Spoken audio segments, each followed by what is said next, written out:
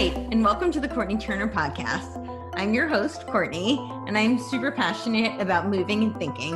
On this show, we are going to dive into all things health, fitness, personal development, lifestyle, and political, sociocultural. I've always been fascinated by people, and I love learning from the experiences and stories of others. This has been a treat for me, and I hope this is enjoyable and useful for you. As always, if you have any questions, comments, or any way that I can make this a better experience for you, please don't hesitate to reach out. Hello, welcome to the Courtenay Turner podcast. I'm here today with Roxanne Saffaie. She is a coach, a beauty expert, holistic performance expert, a thought leader. How are you doing today? I'm really good. I'm happy to be here with you. Thank you. This is exciting. Thank you. Long time coming, I feel like. I know. So for my audience, tell them a little bit more about what you do and how you got to doing what you do. Why do you do what you do? Well, that's a big story. So I'll do my best to keep it more bite-sized. And it's certainly not linear. So I imagine your audience is more agile to follow my zigzags. So I am a self-mastery and personal empowerment mentor, coach, and strategist. I'm also a podcast host. I'm a writer, a beauty and wellness expert, and a life athlete. So a lot of things. Ultimately, yeah, totally. Well, I mean, and if you kind of break it down more, I mean, I'm really just a very passionate woman, a woman who has been just deeply curious about human potential my entire life. This life path of, excellence and striving for greatness, getting 1% better every single day, living from your most authentic self and really being a path creator. And so what that is for me is this idea, I kind of illustrate it like this. There's the paved path, and then there's the scenic route. When you're on the scenic route, it's beautiful, right? It's like it's mysterious. It's, you don't know what's coming next though, right? Yeah. You have to take steps forward with kind of, just trust in your direction, where you're going. And you're also being led by curiosity. Oh, let me go down this trail. Oh, what happens if I go into this cave, or etc.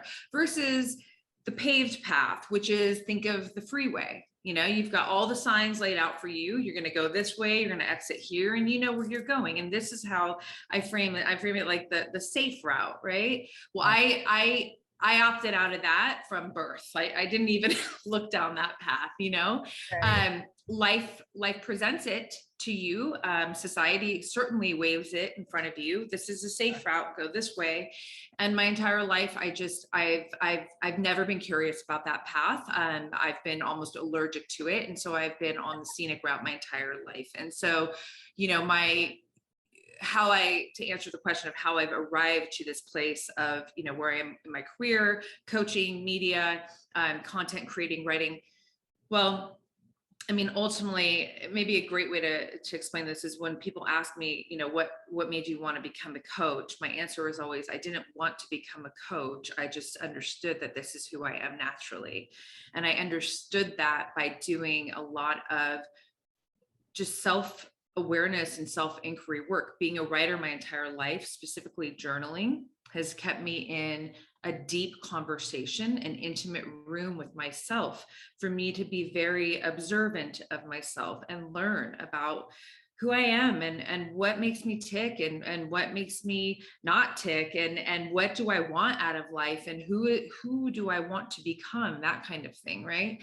So the larger part of my career life was spent in the beauty, celebrity, entertainment world as a celebrity makeup artist. And that was really special and beautiful. It was almost 20 years of my life. It's always the skill of beauty and makeup will forever be with me, right? Yeah.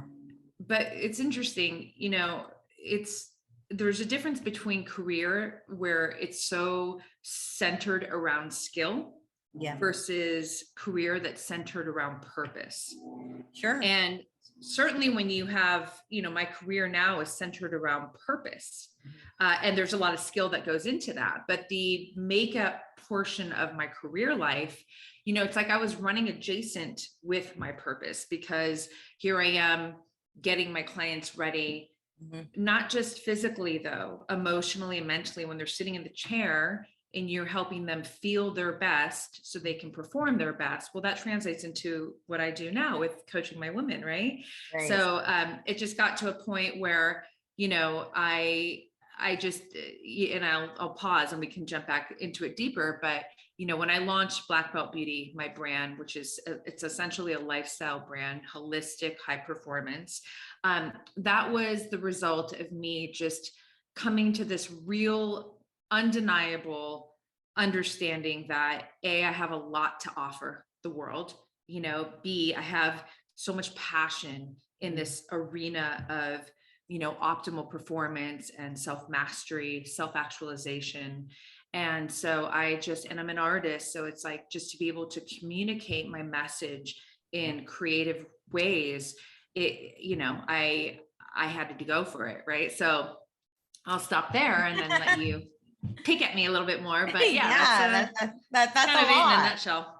It's a lot. And it's awesome. What would you say is the, so I have two questions out of what more might come, but out of what you were talking about, what would you say you were talking about how it's a very skill oriented career. What would you say some of those biggest takeaways that carry over into what you're doing now? And then the other question is, you said now what you're doing is more purpose driven, or that's what you alluded to. You were talking about the difference between skill and purpose. What did that mean to you? Yeah. Great question. So we'll start with the skill. So, I mean, it depends on the angle, to be honest. How does a skill transfer? I mean, I can talk about work ethic, as an entrepreneur, especially when you are grassroots, I have a very lean team. So a lot of the work still rests on my shoulders too. It's not that I'm just able to be solely in my zone of genius, because I'm still building a lot, right? I mean, I'm there a lot, but I'm not there as much as I will be, right? The ability to, first of all, know how to focus, to be very organized, to strategize.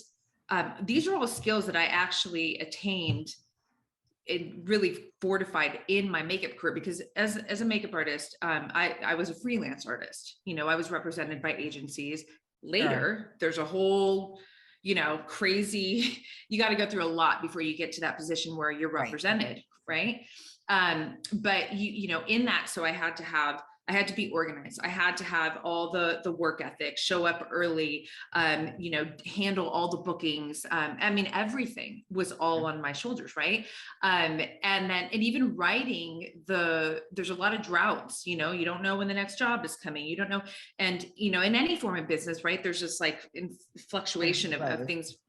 Exactly. So it's really it's not just the work ethic, skill set, but it's more the mindset. The mindset of just being very, very resilient, being very, very valiant, being very, confident in skills, and knowing that, challenges are opportunities. That's how I see them. They're opportunities to grow, to get better, to expand. And so all of that translates not only in how I operate my business, but also what I'm coaching and mentoring my girls on as well. Right. So to answer the part on purpose, it's interesting. So I am a huge advocate for living from your most authentic self, right? Like, there is, to me, it's to not live from your most authentic self is a very insidious disease from my perspective. I may not feel it right away, but it creeps on you and it creeps on you. And, there's the famous study of the woman who, she asked a bunch of individuals that were in their last days of life, what are your greatest regrets? And the strongest through line was that they didn't live from their most authentic self. And so, that's a deep subject we can dive into later, but that is something that I know I am powerfully here to lead and to teach.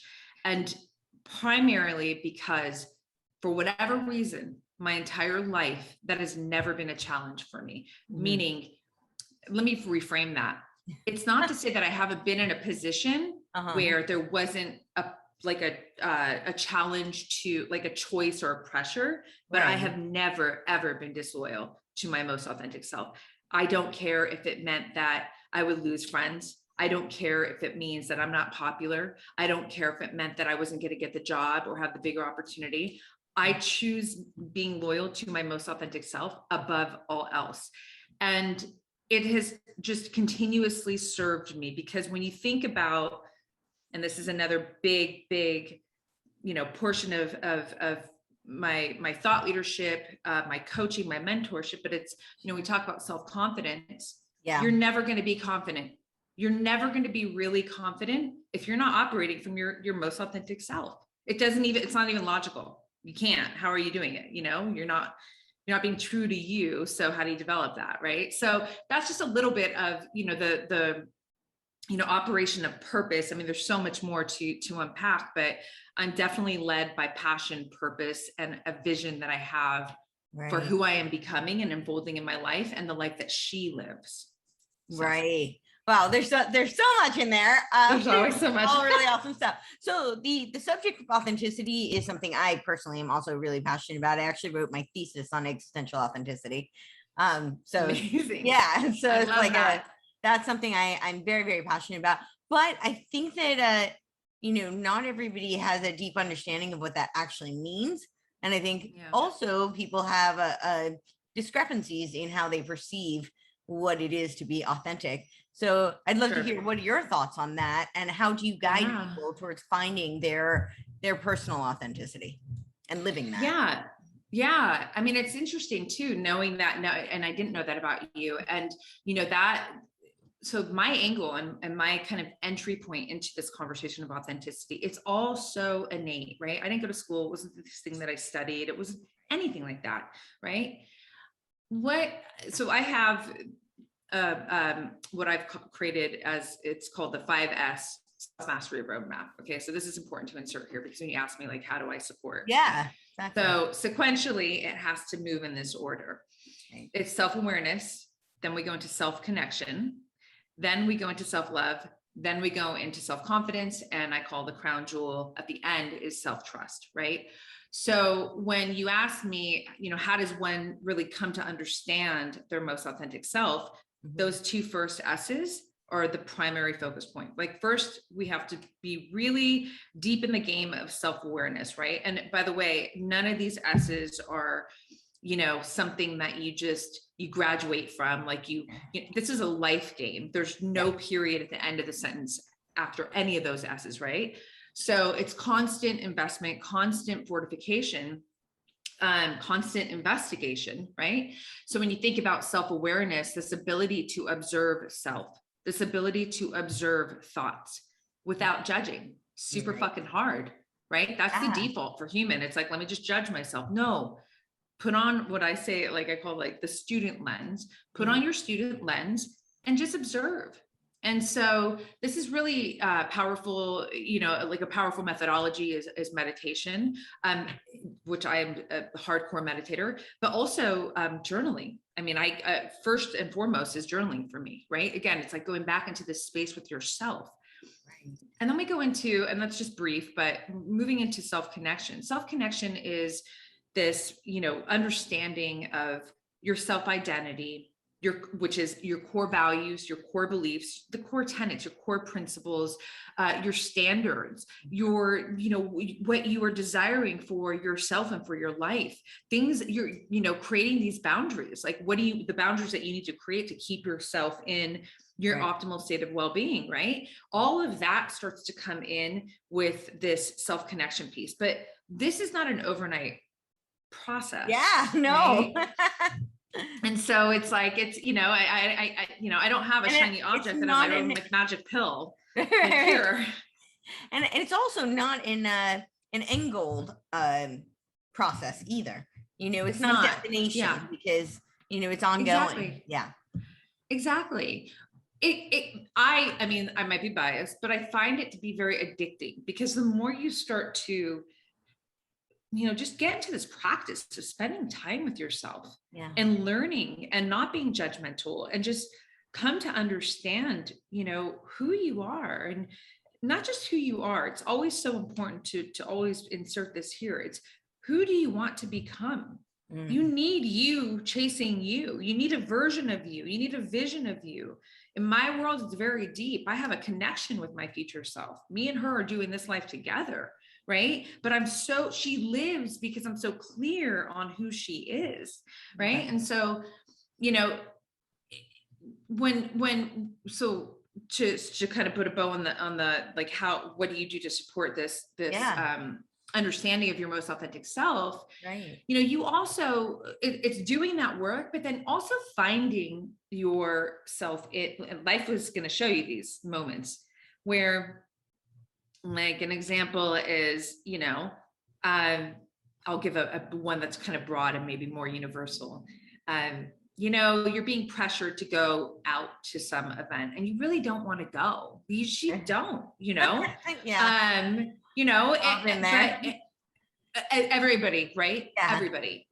And maybe it's like, oh, but if you go, it's great for networking. It's great. But inside, you feel the feeling of, but I just don't fucking want to go for whatever reason that is. Right. Right. And you go, okay, there's nothing wrong with that. Yeah. But it's not being true to you. You likely did it out of guilt. You likely did it out of fear of missing out, or any of that, or wanting to. Usually what happens is this: there's a fear of loss, right? If I don't do this thing, if I don't agree to this thing or this person or this, I'm going to lose something, right? But what an individual needs to realize in this moment is, careful, because you're likely to lose yourself if you're going to keep, just participating in others' ideas, opinions, or directions, and dismiss your own. Again, this is why it's insidious, because you're going to lose yourself at some point. And that's why there are many, many people walking this earth that are so fucking lost, because they have opted out of themselves over and over and over, their most authentic self in those moments, and chose, the external. And then it's like, you feel empty inside. You don't feel rooted in yourself because you keep departing from yourself. So again, it's deep for me, but you see what I mean? Like, I've come to learn this and understand this just from a very intuitive and innate place. And people, I get asked this often about confidence. And I talk about, we can dive into this, but seek the fight, challenge, huge part. Like, you got to do hard shit to really cultivate real challenge. But I gotta say, like, after doing like real analyzing work here, like what has really and continues to really keep your confidence on such a strong, powerful level, I would say it's 40% the challenges, like just moving towards the fight, never backing down from it. And it's 60% me always choosing to operate from my most authentic self, because I don't give a shit. Like, do you know what I mean? Like, meaning I don't give a shit, meaning, I'm not here to make anybody like me or not like me. If you like me, that's wonderful. But guess what? I know it's real because I'm giving you my realness. Do you know what I mean? And if you don't, well, that's okay. I'm not here to be everyone's perfect anything, So, but that really does support confidence, because you're standing in your fucking truth and who you are, So get really passionate on the subject. Yeah, no, I love it. And it resonates for me. So yeah, I share that passion as well. You talk about warrior spirit a lot. And that is another thing that really resonates for me very strongly. So I'd love to hear what you mean by that and why it's important to you. Yeah. So I just kind of touched on, I have a whole kind of creed under my brand, seek the fight. What does this mean? It means, don't just wait for challenges to come to you. Like move towards the challenges that stand guard at your ideals, at your desires, at your goals, at your mission, at your vision. Don't fucking back down and don't play small. Like go towards that, right? Life is going to give you challenges. Yeah. So we can plan on that. We're all living in the guarantee. It's a guarantee, exactly. But you know, especially when you're a path creator, you're living your most authentic self and all that, like there are going to be several challenges along the way, standing in front of what it is that you want. And if you're not willing to go for it and seek that fight, well, you're never really going to fully express your fullest potential in this life, right? So the warrior, you know, mindset and spirit, I mean, you know, where did this even come from? I mean, you know, because you're friends with my family. I mean, in my early upbringing, you know, me and my siblings, we faced a lot of challenges. And it's interesting because all of us really, you know, there's post-traumatic stress and then there's post-traumatic growth. Yep, totally. For whatever reason, we went growth. And, you know, it's always without even knowing what that was, you know, when you look back, you're like, God, well, you know, nobody became a victim. Nobody, you know, and so everybody just like, we just know, you know, if I can handle this or that, like I can handle, you know. And so it's always been this mentality of like, I got this, I could do this, like, you know, fucking bring it kind of thing. And not being afraid to be punched in the face. I don't mean physically, unless you're a fighter, but you know, not being afraid to take a hit by moving towards a life that you want to experience, you know? And if you get hit, cool. You learn about who you are in that moment. You know, there are so many moments of my life where I am literally put on my knees by the challenges, but guess what? I always get back up swinging and I always fucking win. And I'm stronger and better for it. So it's an addiction, this, you know, being in the arena and moving towards the fight and never backing down from what it is that I want to cultivate and experience for my life. I mean, this to me is the mentality of a warrior and a fucking champion. And deeper into my coaching or my professional, you know, coaching practice, it's like, this is the queen mentality. When I talk about, you know, I have Queendom, my membership online, like our girls, like, it's not this little like dainty, like, no, we get our hands fucking dirty. We'll look good doing it too, whatever it is doing, you know what I mean? But like, it's empowered women who are just moving towards the fight in their life, to express themselves at their fullest potential. Right. I love that. I so love that. So a little tidbit about me, when I wrote my college essay, I started my first line was, my life began as a series of challenges. And since then, I continue to seek out mental, physical, emotional, and spiritual challenges to surmount. And that was the opening line to my like college application essay. So that's amazing. So it all resonates. I mean, and you know, it's like anyone who really has, I mean, it's probably safe to say everybody listening to your podcast has conquered some challenge or challenges in their life, right? That's part of being human. That's how we survive. We overcome challenges. Absolutely. Exactly. Yeah. So I'm curious because you said all of your siblings, and I know this to be true, I can testify, chose growth, and that you're not victims. I don't think consciously. No, I get that. Like, I do get that. But you talked about how you're not victims.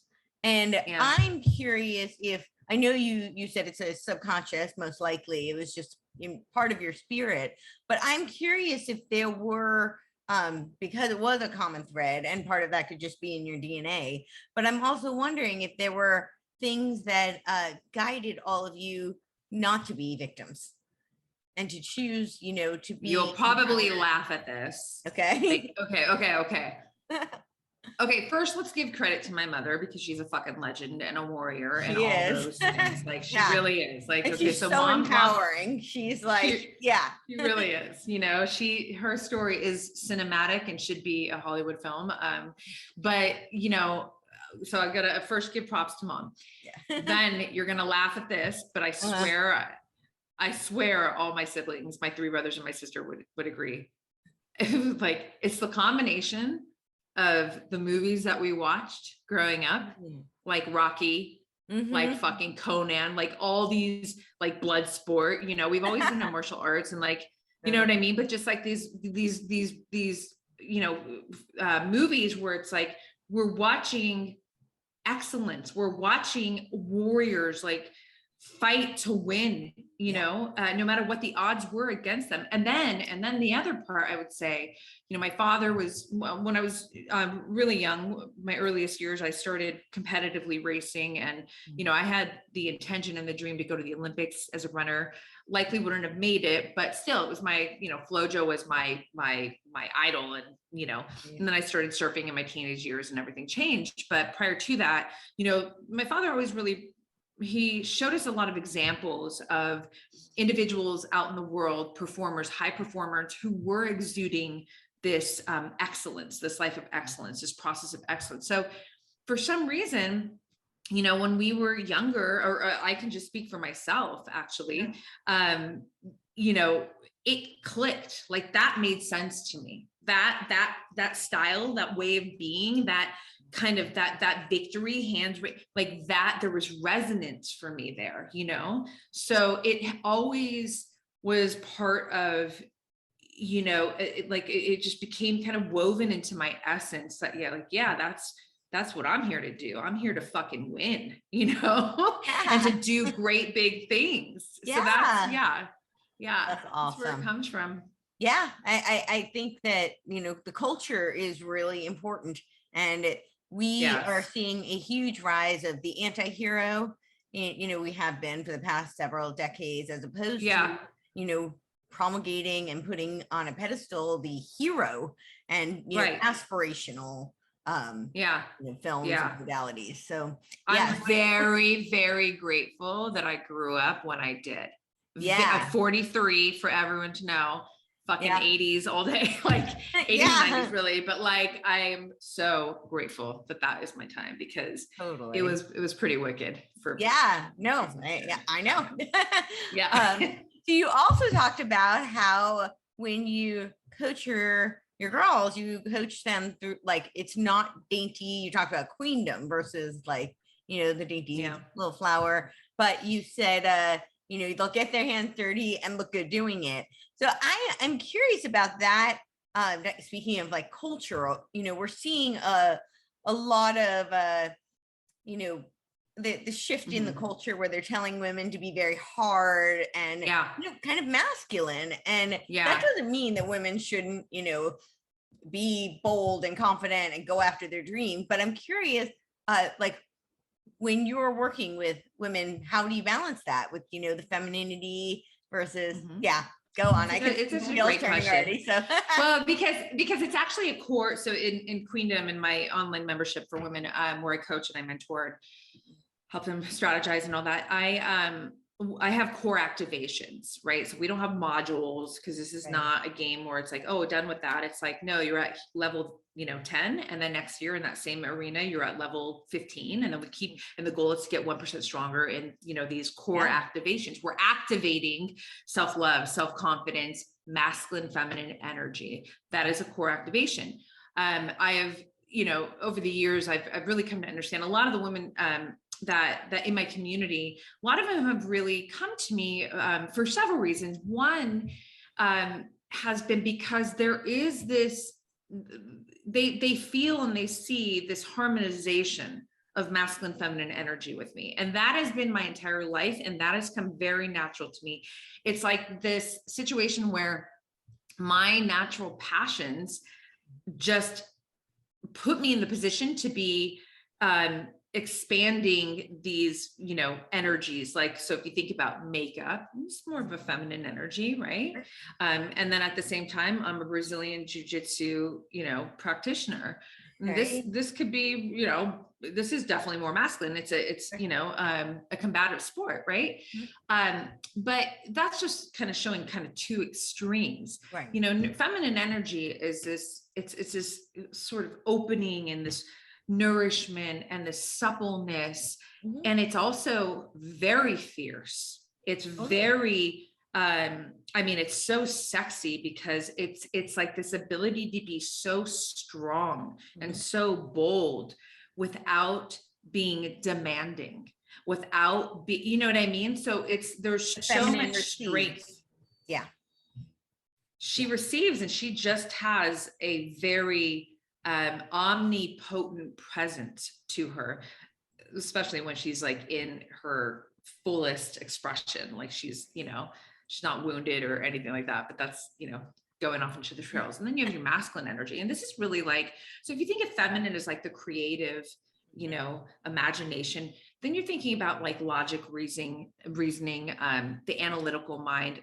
This is more the masculine energy. This is very important. As an entrepreneur, I both are happening at all times. I'm a creator, and then I'm building a business. There's a lot of, just analytical thought process that goes into creating a business. So you were so right when you say, I mean, the subject on, really, just anything masculine, feminine right now is just, it's a very interesting subject, topic, touchy, and all the things. Okay. So,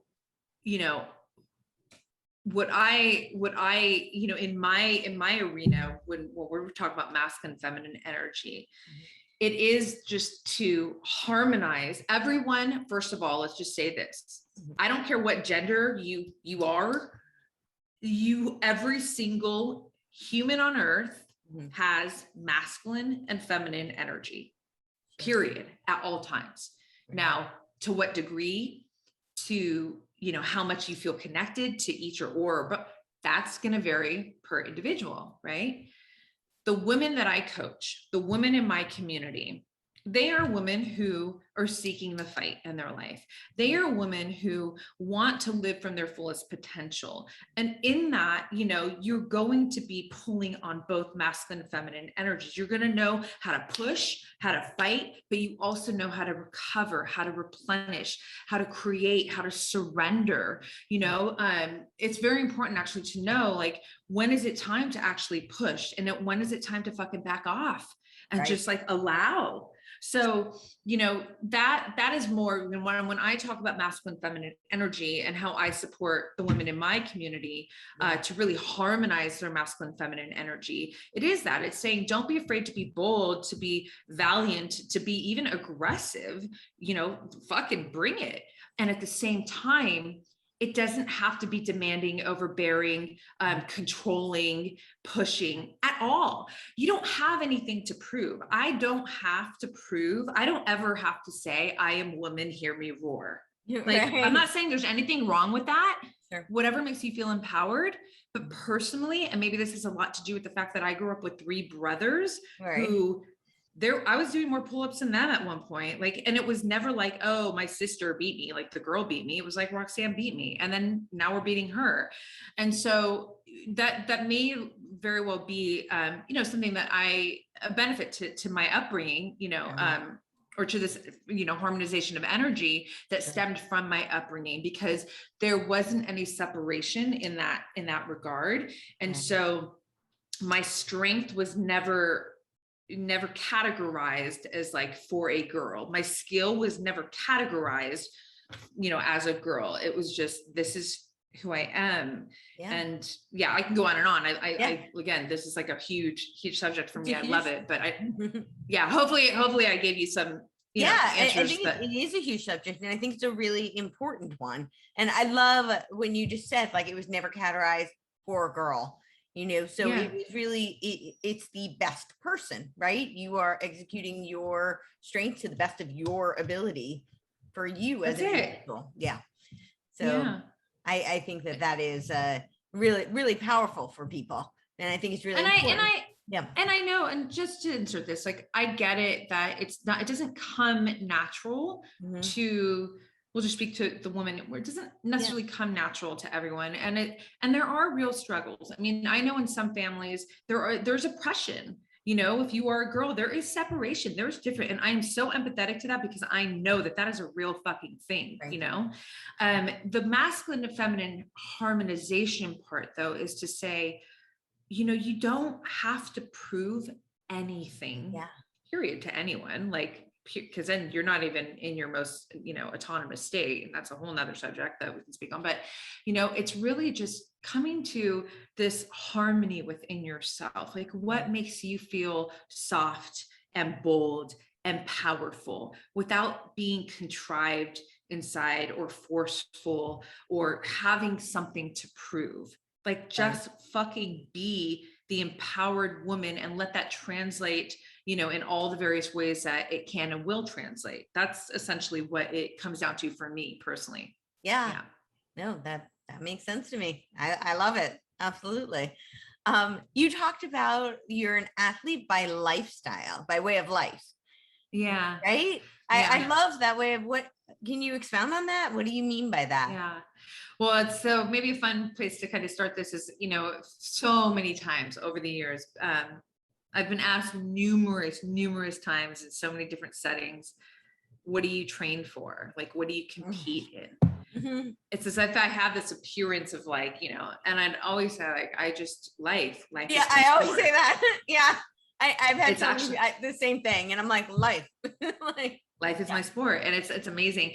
Actually, a fun little, just thing here. I almost called the podcast I own the .com. Life is my sport, and I love it. That's awesome. So fucking meant to be. And I almost called BlackBeltBeauty Radio Life is my sport, but I wanted to keep it cohesive to the everything with the brand. So I didn't. But yes, life is my sport.com is my .com. But it is the truth. When you think about this life of really life period, but if we're just going to focus on like the path creator, it's like I said about the scenic route, you need to know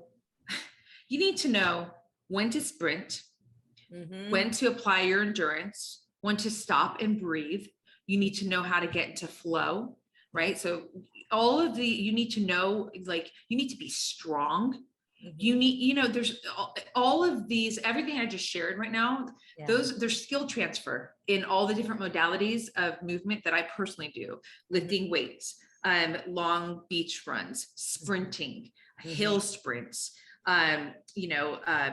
lots of like plyometric work, right? Yoga, surfing, jujitsu. You got to learn how to be comfortable in discomfort, right? So that's a sport, right? So yes, I do all of this, all these activities, all of these sports and movements because I do want the, physiological benefits. But really it's the mindset transfer. It's that skills transfer that is the deeper part of the game for me, because I don't in any of jujitsu or anything, I'm not a competitor. I'm not signing up and doing it, but I do it. I don't work out. I fucking train. And there is a difference. I'm, for sure. I'm training to constantly take it to the next level, or at least keep my strength and my, capacity in each of these, different modalities of movement at a very optimal and high performing level, especially as I'm aging, to the best of my ability, Right. Yeah. So I always talk about, I have my show, Wim, What is Movement? And we explore ways that movement helps people to heal emotionally, mentally, physically, and spiritually. And I would say all human beings are designed to move. The ways in which we do are our unique creative expressions. So as you mentioned, you love like the physiological benefits, and that I feel like I never need to wax poetic. Everybody knows the benefits of movement for your physical health. But I think a lot of people underestimate it for, emotional, mental and spiritual growth. So I'd love to hear your takes on that. Like you said that, it helps you with your mindset. You're not doing it to try to compete specifically in a sport. So you can talk about this from two perspectives, really. You can go at both angles. I love and can go deep on. We can go psychology, or we can go neuroscience, right? So psychology is important because, there is this kind of like the metaphor aspect of what I just shared. But then we me being the geek that I am, and always wanting to optimize and to really understand, like, I need to know fucking mechanism, like actually what's happening. what's happening in my brain when I do this thing? Okay, so now I know, now we're talking about like, dopamine, neuromodulators and transmitters and how, going to, lift weights, like what is that actually doing in the brain, in the body, that's going to give you this sort of reaction that, I'm craving and that I'm hungry for, right? So again, it's like, yes, we can go psychology and go, you know what, when I deadlift and I'm picking up, 145 plus pounds over and over and over again, I know that when life throws me some heavy shit, guess what? I'm going to be able to carry it with grace. I'm strong and I'm capable. But then when we go neuroscience, and I'm thinking about like, we can go to like sprinting as an example, what is actually being produced in my body as a result of this specific type of training are the chemicals that are not only going to give me, an edge in those moments of physical training, but they're going to carry into my day. So when I come on to work after my sprints in the morning, guess what? I'm sitting here feeling motivated, driven, feeling excited, eager, you know what I mean? So it's it's so fun. And it's so empowering when you start to dive into these deeper understandings of what's actually going on in the spiritual sense, because I know you mentioned that. I mean, that kind of for me goes into more the psychology kind of, or I don't know, maybe that lends to more like philosophy, but I mean, for me, really, it's this. It's like, listen, when I always talk about witnessing yourself. And I'm a very strong witnesser of self, right? And when I see the effort that I am just constantly, and I'm intrinsically motivated, I'm not doing this for anybody, anything on the outside. I win the medal. I don't get more money from doing this, getting up at 4 a.m. and going to hit the hill sprints before my podcast and like pushing myself to. No, it's because I fucking care about me. I love me and I want to feel me and I want to feel the next level version of me constantly blooming from me, right? And so when I'm witnessing myself in constant, motion of all these things that I mentioned, it's like, man, how do I not love myself? How do I not revere myself? Right. I don't have to do this. I don't have to, right? No. I could be watching Netflix, sleeping in, doing the thing, no judgment to anybody. But that is not who I am. That is never who I've been. It'll never be who I will be. And I fucking love witnessing myself, fighting for myself, investing in myself. So if that, I don't know if that really goes into the spirit, but it is, because it is. That's absolutely spiritual. Yeah. That's tapping into the spirit, the core of who you are, and the spirit that is, your soul, your core. And I think it does happen to the spirit because, that's the one component of humanity that I think a lot of people don't fully grasp, is that, like, we understand that we're physical beings, obviously, we have a body we can touch and feel and inhabit, and do things with. And, we understand the mental capacity that we have. We certainly feel the emotions that we have. And we feel all of that really strongly. But I think that when it comes to spirit, it's the one thing that it's so intrinsic to humanity. It's so unique to humanity. And yet it is so intangible. And that's not to say that, other creatures may not have a spirit, soul. I'm not privy to give the ultimate answer on that necessarily, but I know that our spirit is incredibly powerful and unique, and it can't be controlled. It can't be manipulated without our willingness. We dictate and drive so much of it. So you taking ownership and, of your experience and your discipline and your drive, and taking ownership of all of that impacts both the feedback loop of your own spirit, within, as well as the spirit that you're putting forth into the world. So That's my no, thank you. No, I love it. That was so beautifully put. I agree. It's like it really supports an individual's essence as well. It's like you walk around and you're exuding, the feeling that comes with that, and that is spirit, right? And that's what, and other people see and feel that, and they're impacted by it, whether consciously or unconsciously, and most of it, I think, totally unconsciously. So right. No, you're right. Yeah, it's a great question. So you said that you get up at 4 a.m, and between 4 and 5. Okay, maybe 5:30 on a late day. Whoa, sleeping in. I sleep early though. Okay, so that leads me to my question. A lot of things you described really do talk about, they really are a testament to your discipline, self-discipline. And you also talked about loving yourself, and I'm curious where the connection you see between self-love and self-discipline, because I think that the message that we're being fed often through a lot of, magazines, media, this message of self-love. And I don't know that personally, I'll just give you a little of my perspective so that you can see where this is coming from. I don't think that human beings need to learn how to love themselves. I'm not saying that we never struggle with self-doubt or, negative thoughts. That's just as human, but we don't survive if we don't love ourselves. It's like we are coming to this world knowing that, we need to prioritize ourselves. We love who we are. And there's actually a really interesting study where they gave people the option of either keeping their problems or taking somebody else's. And almost everybody always choose they want to keep their own problems. That's interesting, right? Totally. And that's another reaffirmation that people really do, love themselves. So I'm curious, a lot of people think of self-love as kind of, I'll wrap this up with just like, indulgence, I should say. And I don't know that, what are your thoughts on that?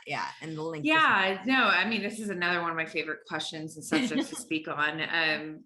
Becoming more widely known for my kind of, it is more of maybe a unique angle towards this, conversation around self-love. First, I think, let me start with kind of backing from what you just shared. I think it's very important to differentiate that there is a clear difference between moving through life, just like in your surviving versus thriving. Okay? So huge difference. Like my girls, we're living, you're rising and thriving throughout your life. We're not here to just fucking survive. Okay. Now, what is a big, supportive tool to help you to thrive in your life is self-love. Okay. So self-love to me is not this, sure, there are components of self-love, like the compassion piece, which is huge. I call it, it's a high performance tool, really. And I'll elaborate a little after this, but that is more soft. That is more nurturing. That is more, what we think of like loving. And then we have the other parts of it where it's like, it's not fucking soft to face yourself and maybe face that you fucked up right there. And you have to, fix the situation or learn and grow and do the things, or perhaps it's, I don't feel like getting up and doing this, workout, but I know that it's going to serve my health. So I'm going to get up and do it. That's self-love, right? It's doing the things you don't fucking feel like doing sometimes, but you know that you'll be better for it. It's, the extra rep, it's, the extra effort in your work. It's all of those things that are going to help to expand your potential. And that is not always a fun, loving process, but it is a form of true love, So when you have, you think about like self-love, like what is in self-love? It's like, again, go back to the compassion piece. Compassion is huge because, in my life, and I know in the women that I coach, everyone is giving their best effort. Now, does your best mean that you're killing it every day? No way. Does your best mean that you're winning and you're achieving every single goal the way you want to or on time? Nope, not even, right? No. but you were really doing your best. And so what I teach my girls is this, like, be in constant investigation of how you can, make improvements, but you're doing it from a place of compassion, not a place where you're fucking beating yourself up. And that is where most people operate from. And that's actually why advancements aren't made as much, because there's so much judgment, and then comes guilt, and then shame, and then we have self-sabotage, and that's forget it. Now you're not even you're going the opposite way. But when you hold compassion for yourself, and hey, here's the thing, it's a lot easier to be compassionate for yourself when you're witnessing yourself and you're like, but I'm showing up every day and I'm giving it my best. And okay, maybe I messed up here, but guess what? It was an honest mistake, and I'm honestly witnessing it. So I'm honestly going to do what I can to get past it. So I don't need to be, this is the thing, you don't need to be an asshole to yourself to get better in life. And if you do, that's another podcast conversation, Yeah. But self-love, for me, I call self-love the queen of battle, because self-love is going to put you in the arena. So go back to the 5S self-mastery roadmap, right? You've got self-awareness, self-connection. You know who you are. You know what what matters to you. You know where you want to go in your life. This is now we're moving into self-love is fucking ownership. Okay. We hear a lot about, and people might want to pick at me for this, and that's fine, because I am a writer and words are an experience. So I'm very particular about words, not just words I share to the external, but what words we share with ourselves. Right. Sure. And acceptance is cool. But it's just not, it doesn't feel empowering to me. It's like, oh, cool, I accept myself. I say fucking own yourself. Yeah. Owning yourself versus accepting, huge difference. Yep. So when you start to acceptance is much more passive, ownership is more active. And ownership also implies responsibility. So which is beautiful. Thank you. I love that contribution to that, because you know what I mean? Like, you can, even if we didn't say that, it's like, you can just feel the energy difference. Oh yeah. Acceptance versus ownership. Like, fucking, this is who I am. This is what I want. This is what I'm going for. So when you think about self-connection, it's like embracing yourself. And then when we move to self-love, it's owning yourself. So your self-love, and why I frame her as the queen of battle, is because she's going to put you in the arena to seek the fight, right? To go towards the challenge. She's also going to be the one to pick you up when shit gets hard, and she's going to help you to get back on your feet and to keep going forward. So to kind of wrap up this piece around self-love, yes, self-care is a part of self-love. Sure. Absolutely. I have strong self-care practices, and they're all coming from the fact that I love myself. I fuel myself with, foods that are very nutrient dense. I sleep with so much, like, there's such a priority around the quality of my sleep, optimizing my sleep. All of this is because I love myself, and I want to feel my best, and I want to perform my best. And guess what? That means you, outside world, are going to get the best of Roxanne, because that's how I'm showing up. But I want to make sure that it's also very well understood that self-care is not the only aspect of self-love, and neither is the part where we are being more, compassionate and loving and maybe gentle and nourishing with ourselves. But self-love is also the kick in the ass that you fucking need at times to keep it moving forward and growing, to keep thriving. That's self-love. It is. Yeah. Sometimes it's tough love. It's the whip. Yeah. So you have said you're a holistic high performance coach. So what does that mean? I mean, right, to you, and how no, it's a great question. So I mean, holistic means whole, right? Yes. It's like the whole picture, right? So there's a lot of, and this is probably a great kind of going back to the masculine, feminine energy. There's a lot of like high performance, conversation and this is a lot of times it is very masculine, right? And for me, it's very one-dimensional. I am not here to just perform at my optimal level in business or in my physical, my fitness, or like, I want the whole picture of my being and my life to be at optimal levels continuously, right? Which means that I need to be investing in all of the ways that are going to support that, right? So when we have to think about mindset, emotion, psychology, we have to think about, you know, our physiology, biology. We have to think about social connection. We have to think about career, purpose, all of it. So it really is this all encompassing picture of, you know, constantly putting in the investments in all of these different areas to generate, to create a life of fulfillment, a life of wholeness, right? Yeah. A life where you are continually rising and thriving. So that's, you know, you want to have incredible relationships. You want to have optimal health. You want to have career that has purpose and meaning and challenge in it. You know, you want financial prosperity. You want all of this. And the thing is that all of it starts from within you. You don't get the thing and then become the thing. Okay. Right. You become the thing and then you get the thing. And that's where my coaching is it's angled towards all the internal, you know, action that's going to cultivate the match, which is your external life. Yeah. So thank you. That's a great question. Manifest the rest of it. Yeah. Exactly. Yeah. Yeah. I think a lot of people do work the other way. They're looking externally and hoping that that's going to, you use the word fulfillment, which I really like, because I think a lot of people are looking very goal oriented and they look at success by metrics.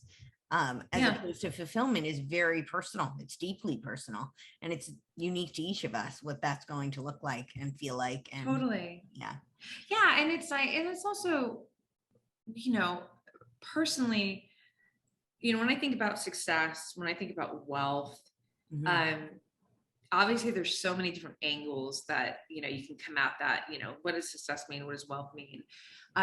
One powerful angle and one powerful component rather to both, to a life of wealth and abundance and then success is, for me, it's how do I feel the larger part of my life? Like, how am I feeling when I wake up in the morning?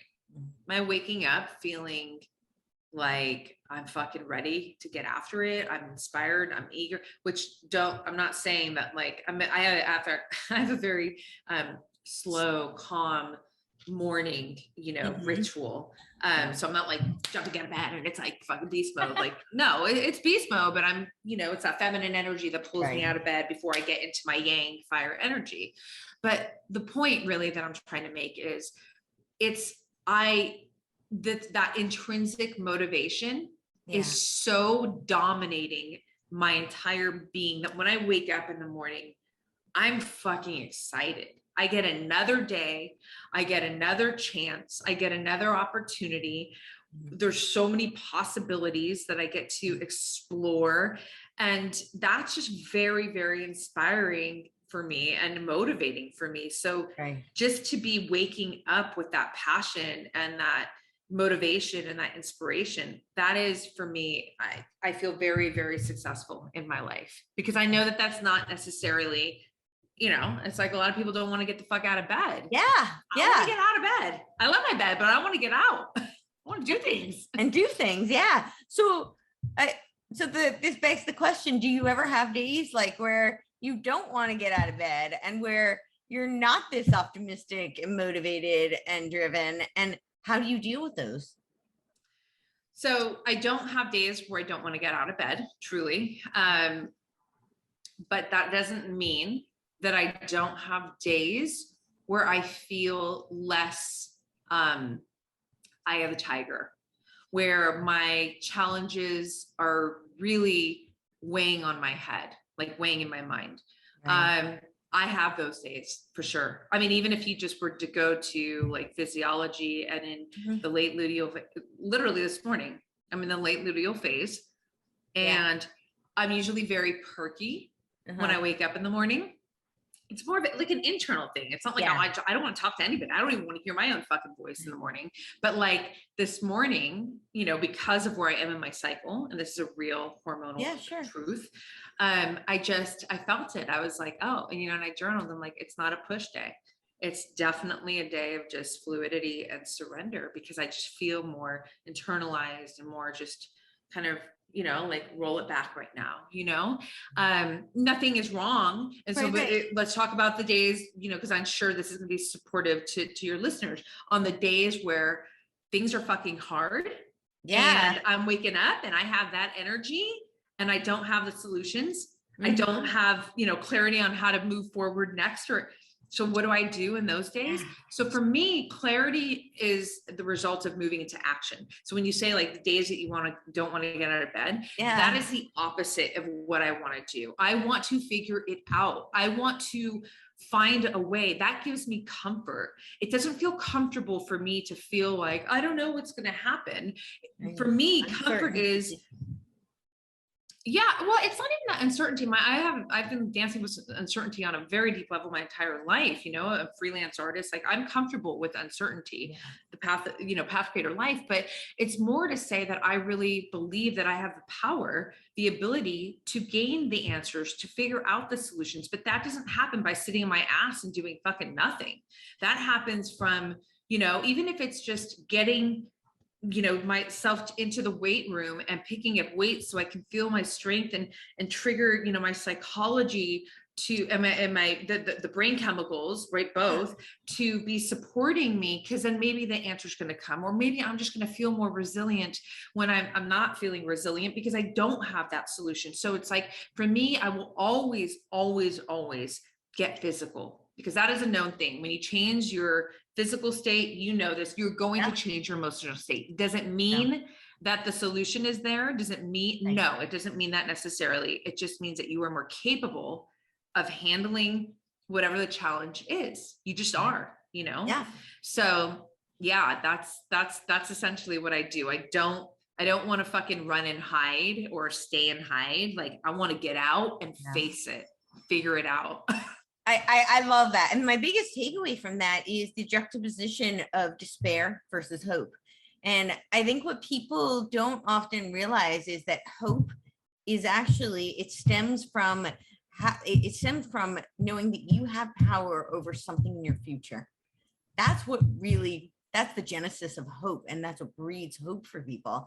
So this idea of like, I have nothing to look forward to, that breeds despair. But I think people don't realize how much, like you said, you want to be, it's not about the uncertainty of life. It's more about the uncertainty of, not having any power over your future. And you're going to combat that because you have power over your future. There's always something you can do that impacts your future, whether positively or negatively. And so you choose things that will be empowering when there are other things you may not feel so empowered by. There are certain things that you can do that will give you that sense of hope is really what it's. That's exactly right, Courtney. I love that you share. I mean, hope is a big part of the conversation always with me, because it's so important. And if you think about like, people that don't operate life with hope, they're depressed and usually they'll die young, they'll die early, because we need hope to move forward, because we all live in uncertainty, right? Yep. Another guarantee of life. Yeah. Exactly. So the stronger your hope game is, there'll be uncertainty, you're going to die. Like these are guarantees, Those are the 3 guarantees for sure.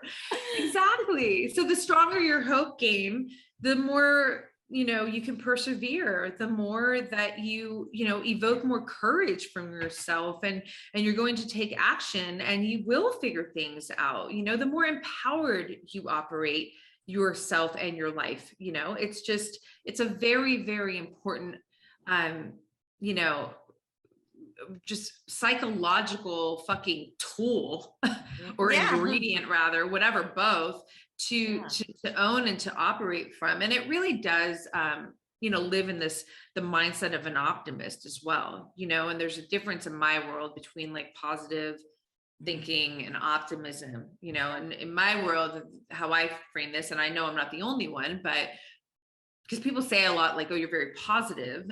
Mm-hmm. They're not wrong. It is my natural disposition. It always has been. But I don't feel as much resonance as much as I'm an optimistic, I'm an empowered individual. And the empowerment, the optimism is saying like, hey, I don't know actually what's coming. Whereas like positivity is like, it's all going to work out. Well, actually, I don't fucking don't know, but I know this, whatever it is, I got it. And that's the optimist. That's the empowered mindset, right? So it's knowing, it's just what you just said, like whatever it's going to be, like I am capable. It's one of my favorite words, capable. Yeah. Versus, because I don't like the fickleness of positivity. If you're just so reliant on this concept and this idea of everything's going to be great, everything's going to work out. I mean, I love that essence and that vibe, but in the event that something goes wrong or not as planned, if you haven't even explored, I'm not saying invest and live in the possibility of things going wrong, but just being prepared. Like if you're a warrior, you know, you're going into battle. Mm-hmm. You're not going into battle just like, oh, I'm just going to go straight into this and I'm just going to kick their ass and then I'm going to win. Because when you don't see the guy or whatever coming out from the, you know, behind you, and then you get that's a problem. So it's like keeping an awareness, this realism of certain things that can go wrong, just so you're a bit prepared. Your nervous system is prepared, right? But always moving forward with whatever is going to unfold. I know that I am capable of moving through it and conquering it. Right. That's it. Yeah. I love that. Yeah. When you're talking about going into battle, the Navy SEALs operate out of the Stockdale principle, which is, you know, the simplified version is basically like hope for the best, prepare for the worst. And yeah. I don't know the Stockdale. No, I don't know that principle. The Stockdale principle, the simplified, I'm going to butcher it if I try to give the full long quote. Yeah, no, but that's like, I mean, I hope for the best and prepare for the worst. So yeah, you're going into battle and obviously you hope that you win. You hope that all your men are spared, you know, no lives are lost, no blood is shed, but you're preparing that might not be the reality of what you have to face. And you even have all your provisions in place for that. Yeah. And sometimes you may not have provisions. So this is important. Yeah. But what's important to have is an understanding, at least, that could happen, to let your nervous system know. Okay. So the nervous system is a big, because I'm a neuroscience geek, right? And it's like, I always want to operate as much as my life in a great relationship with my nervous system. Right. So you just don't want to all of a sudden be in fight or flight all the time. Right. So that's what I'm saying. Like you might not have the provisions, but you're going to still move forward because you know that's a thing to do.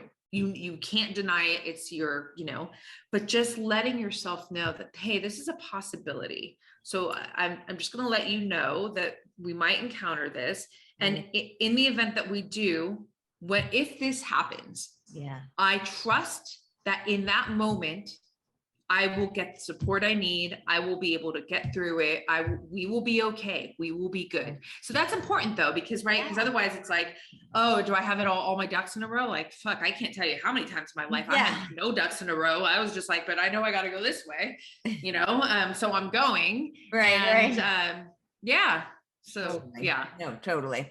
Yeah. So provisions don't have to be physical, tangible provisions. They could be, you know, mindset tools. They could be, you know, more of like knowing your own history and knowing what you've done before in the past, and you know all of the skills you bring to the table. Those could be part of your provisions, but knowing that you might need to pull out of a bag of tools, and they might not all be physical tools, but exactly. Those intangible tools are like usually more powerful than the physical tools. You know what I mean? Yeah. I mean, they lead you. Yeah. Yeah, exactly. So what would you advise for people who, because a lot of these tools, I can hear it. They're very, you know, and as you said, it was innate to you. So this is so much a part of who you are. You see it so clearly. And so you have such a vision for it, but I think a lot of people don't. It doesn't, like their default, you know, not everybody, but a lot of people have a default of going into despair, going into doubt or overwhelm, and they don't know what is even the first step. They just get paralyzed. They don't know how to take that first step. So what would you say are some of the like key things you would advise somebody just to first take that leap into a more I mean, first it's like anything, you know, when I say anything, meaning like any endeavor, anything that you want to start or, move towards, it's like, you got to do it with full decision and commitment. So if you are someone who tends to go the opposite way and you're more of a self-sabotager, or you're more of like, not the person who wants to get out of bed, you want to stay in bed and you feel defeated and you feel, honestly, this is not going to give you all the answers. I'm just saying the first step is deciding that that's not what you want for yourself. That's not what you want to live and experience. You want to experience, even if you can't picture, because maybe wherever you are, psychologically, emotionally, physically, maybe all the above, is not in a place where you can imagine this like full big picture. You got to kind of baby step right into, but can you imagine yourself in, just some sort of higher situation with, inside yourself, like a higher vibrational, emotional, physical state, lifestyle? Can you imagine that? Like, can that just be enough? Like, give yourself just a little, 1 degree higher, and then decide and commit that I'm going to get there. Okay. So that's number one, is the commitment and decision. Then listen, a big part of not just my lifestyle, but my coaching is we have to look at lifestyle.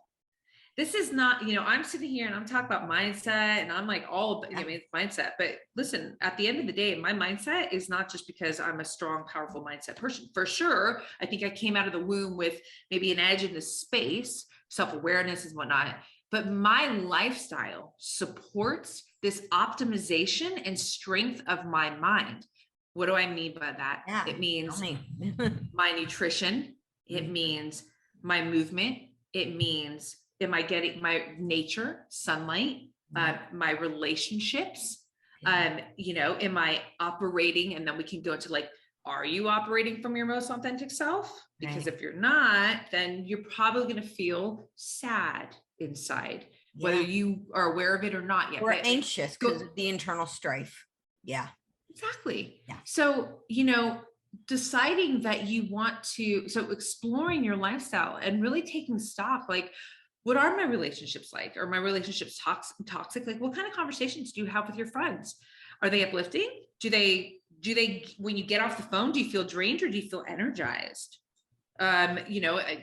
Personal relationships, like love life, even like, what's that relationship like? What's your diet like? Are you staying up till midnight and snacking and then waking up tired? And there's no way for me to sit here and, invite this idea of being your most badass self. And how do you get there, especially if you feel like the opposite of it, without talking about this portion, this, the lifestyle piece, because your lifestyle is either going to support you to get there, or it's going to be hindering your growth. There's a lot of, it's actually really like, man, it like gets to my heart. The empathy part of me is just like, fuck, there are so many people who feel like shit and could be feeling so much better if they just made some changes to their lifestyle, period. And you don't know until you do it and you get there.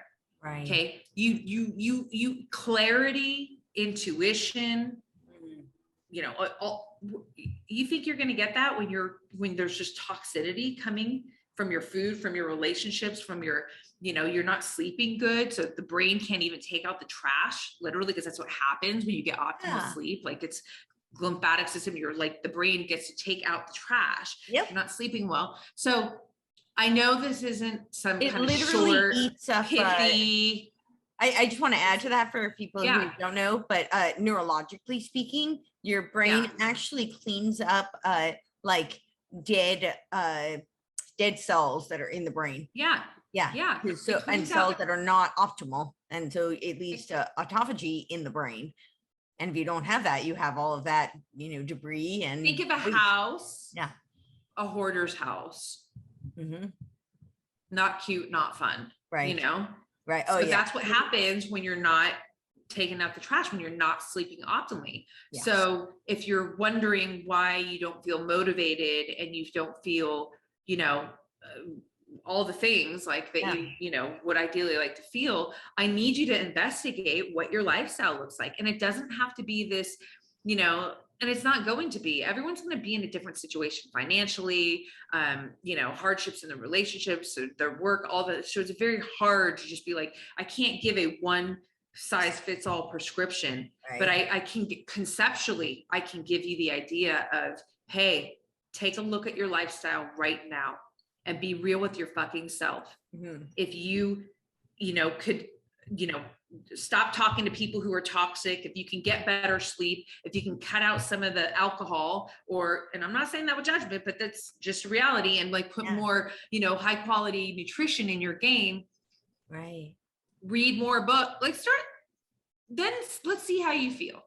Then let's see how you feel. I dare you, because I know for certain, through my years of not just coaching, but just even in my own life, you know, like when I was a kid, we had fast food. We had like, it's not like I came out the womb and it was like all high performance, optimal health. And like, not again, girl in the 80s, you know? So I know the difference of feeling like a fucking, you know, I don't want to put down anybody's car, but like going from a whatever vehicle to feeling like a fucking Ferrari.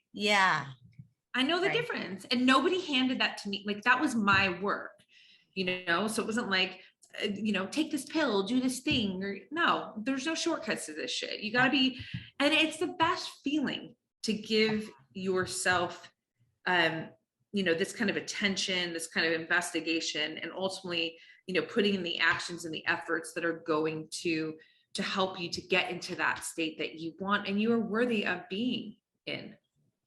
Yeah, I love that. I love that. And the other thing I really love about what you just said, and I just want to kind of, you know, put this out there for everyone, is it really is about basics, starting with basics. I think people love to jump to, you know, you're talking about lifestyle, right? So the question I get when I was, you know, coaching and training people and doing nutrition with people, it's like, but it's also, you know, mindset stuff too.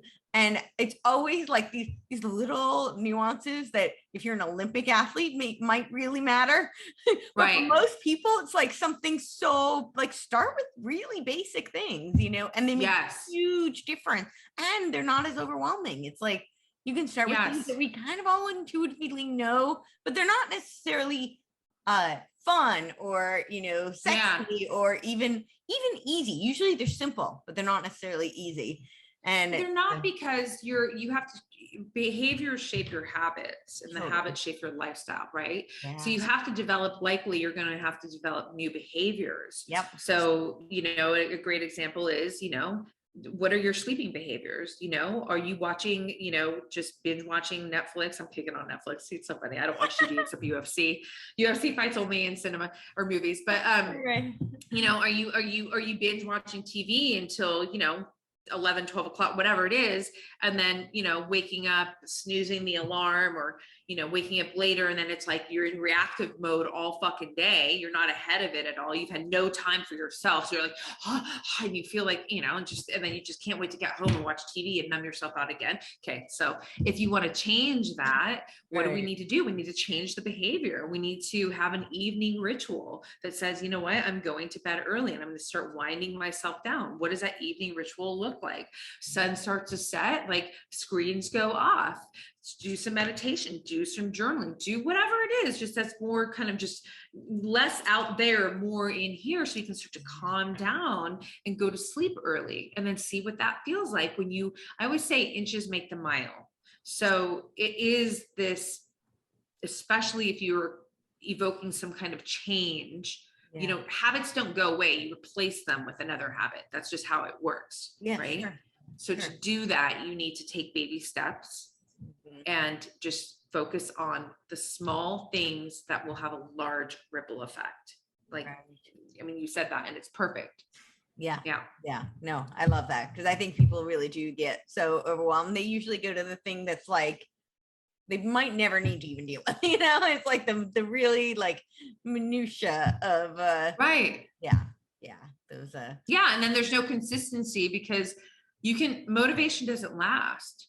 So if you don't have it intact, if you don't have the behaviors that are really putting this continuous effort to shape the habit, when that motivation dies, or when life happens and something comes in, you're not there anymore. And then you know what happens? This is so common. And then there's guilt. Oh, I was doing so good. And then, and then it's like, might as well just like forget it. And then, oh, but it's New Year's, we're starting all over. It's like, stop. Like, it's okay if you mess up, or if something happens, like just get back in the arena and keep moving forward, and be compassionate with yourself, but make the damn effort, and don't try and create a whole life change overnight. Like, just, it's like you said, it's like pick 2 to 3 things, 2 areas where you're like, you know what, I could probably do better in my sleep. I could probably, eat less sugar and eat more protein or something. And you just start small. People underestimate how much of an impact these small changes that are done with consistency and repetition will make on the overall picture of their well-being and their life. Always. So I'm curious, when you're working with like your coaching clients, are there like top common threads that you see are challenges for people? Yeah, I mean, I think it's just authenticity, and a lot of times that's the result of the women are just very empathetic, people pleasing. It comes from, you would think, like it's like a beautiful place. Like, I don't want to, because a lot of times too, like we think about, like, you don't want to let your family member down, family thinks I should do this, but inside I really want to do this. So it's like, so that's a big, that's something, because it takes a lot of guts to story of my life. Yeah. It's honestly, Courtney, it's a story of, I think, more people's life than not, Yeah. So that's a huge, area of focus of empowerment. The vitality piece that's another core activation. My girls want to feel their best. They want to look their best. So that's a huge subject as well. And then the self-confidence, self-love, self-trust piece is also it's so big, and so that's a huge conversation with my girls. And just constantly, all my girls are coming at me with, they're all at different degrees and different levels in these core activations in these different areas of their life. But, it's a situation where it's like, you always want to be strengthening it, right? So we're always working on ways at which we can strengthen more self-confidence, more self-trust. These girls are going for big things in their life. It's going to evoke more feelings of like, oh shit, and nervousness, and maybe moments of self-doubt and all that. So how do we operate with more self-confidence? How do we operate with more self-love and self-trust, so that we can keep moving in this direction where we are rising and we're thriving? So I would say that those, authenticity, vitality, and really like the 5S self mastery roadmap is like the biggest pieces. Yeah. Awesome. Well, this has been amazing. Do you have anything else you want to leave? No, thank you so much. There's so many great questions. Thank you so much. So much fun. Oh, thank you. Yeah, truly. So it's easy. We could keep talking and talking. Yeah. Oh yeah. We could do this for hours for sure. Easily. Seriously. I love do it it. again. Yes, for sure. I'm very grateful and honored to be here with you and, with your community. And I hope that one little segment, if not more, in this incredible talk has, just inspired them to think bigger, and to be more willing to do the self-investigation work that will help them to really come to understand themselves more, to embrace themselves more, and to ultimately own themselves more. And that is going to be a huge contributing factor and support system to them, in doing that, creating this life where they are operating from more passion, more purpose, more vision, and, continuously, like I say, it's like this rising and this thriving. Like, I want your listeners to not just be fucking surviving in life. I want them to be thriving. So I'll just stop there and just say that my hope is that, some parts of this conversation has inspired them, or, just fortified what they already feel inside of them in this capacity to just fucking keep going forward.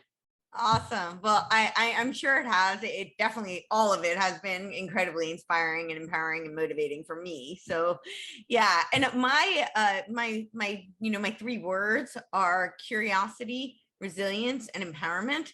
And I feel like your message, there's so much synergy. So yeah, so I'm really grateful. I just love that you have 3 words. Like, it's so good. Yes. I love words. I'm a logophile, an absolute lover of words. Yes. Yeah. Me too. I know. I think one of the reasons I actually I'm not very prolific with my writing is because it's so precious to me. It's like, I really want to, and not from like, there may be a little bit of obsessive compulsiveness in there, but it's more from a real appreciation for the power that words have and for the artistry of compiling those words together. Like, language, I actually don't speak any other languages. I wish I did, but I only speak English. But I think English is so beautiful in how, it breaks so many rules. And so, it does, like do you know other languages? I know Michelle does. I can understand some French. Okay. And some Farsi. Yeah. Okay. Yeah. So if you're French, familiar I can with some French too. Oh, wow. Yeah. Okay. Yeah. So if you even have like a cursory knowledge of other languages, they're a lot more structured. People always talk about like English being actually a very difficult language to learn. Of course, to those of us who speak it, we're like, really? But a lot of it has to do with breaking a lot of rules. Like, we break a lot of grammatical rules. We don't have the same structure in terms of conjugation the way a lot of other languages do. But that also allows for, there's an artistry to it as well. It's kind of like you have boundaries. I think of like when you're coloring. And so, the artistry of that is picking how to push the envelope within the lines. That's really where creativity lies.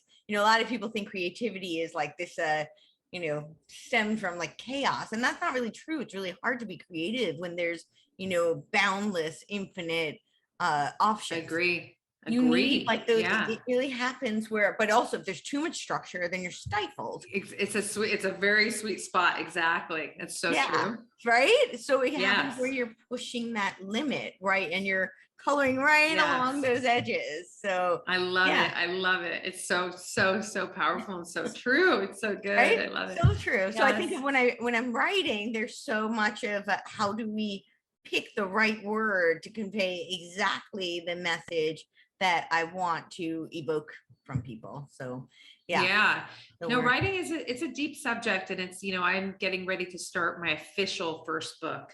I'm working on mine as well. So daunting. It's like, it's interesting because it's like there's so much. I have different voices in my writing. I have different expressions that I want to bring out in different forms of books.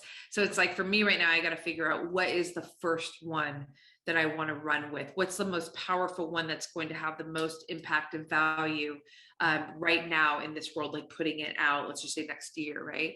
But I try to tell myself, because, we hear so much about like, oh, writing, it's daunting, it's hard. And listen, have I ever written a book? I have not. Okay. But I have over 20 years of writing in my home. I've been writing longer than that, but those journals got lost from moving, Is journaling the same thing as writing a book? No. But at the end of the day, it's me sitting down and actually fucking writing. And it's me knowing how to communicate a message. So I try and just tell myself as I'm getting ready to write my first outline, that this isn't going to be an arduous task, that this isn't going to be a painful task. Because sometimes I feel like there's a little romance in oh my God, the pain of writing. It's like, well, actually, I don't fucking know. Maybe I'll change. I mean, when we talk again, I'll be like, actually, it was hard. I'll be prepared. Like, if it is going to be hard, go back to what we were talking about, But yeah, writing is very romantic to me. And romance to me is not, there is a lot of fucking challenge in romance, you know? So we'll see. Anyways, I'll just end on that. I'm going to be curious to hear how that journey goes for you. Absolutely. Me too, girl. Yeah. It's going to be good. It's going to be what it's going to be. It's going to be an adventure. It's going to be all the feels. Adventure. That's the perfect word. Yeah. Exactly. Thank you so much, girl. You're so welcome. Well, tell everybody where they can find you. So the best place, so on Instagram, I have a couple of handles. My personal is Roxy Look. I have Black Belt Beauty, and then I also have Queendom Warriors, and it's so fun. And they're also different, you know, one like is brand, one is really personal empowerment, thought leadership, lifestyle. And then the other one is like the essence, you know, Queendom Warriors. And so, but the hub where you can really, you know, if you want to become a member to Queendom, products that I'm putting out, podcasts, it's all blackbeltbeauty.com. Blackbeltbeauty.com will send you to all the places. So awesome. That's it. Awesome. Yeah, well, thank you. Thank you so much. It was such a pleasure.